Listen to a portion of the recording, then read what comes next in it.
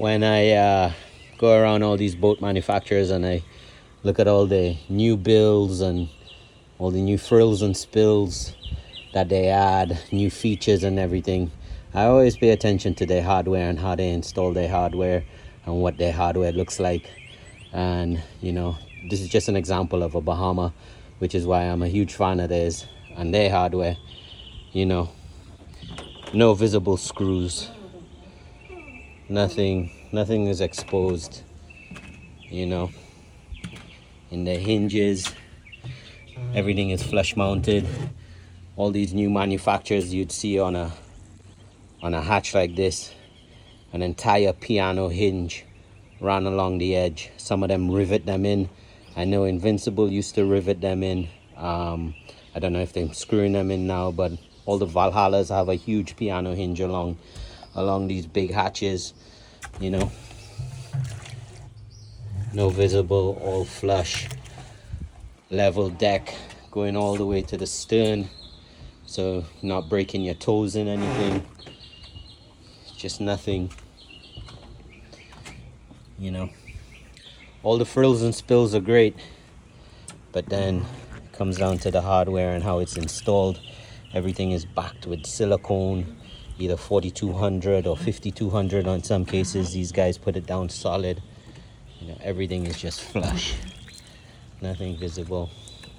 You could see the Regen X doing its job on a wet morning, but like I said, all the new add-ons are great, but then when you look at the hardware on a boat, should tell you a lot about the fit and finish as well.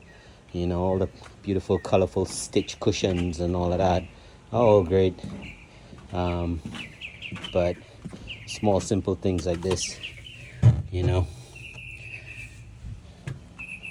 lot of the boats are using slam hatches now, not your compression hatch where you lock down, sucks up, full lock.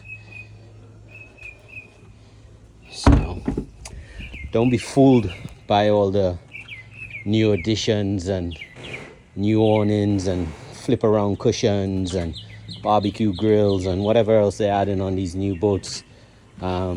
Pay attention to their hardware, the installation of it. A lot of these guys don't use silicone on the backing of their hardware, so within 6 months to a year of using the boat, the flex and everything causes a space between the fiberglass and the actual fitting, and then you start getting a bunch of rust and a bunch of maintenance issues and a lot of upkeep on these things.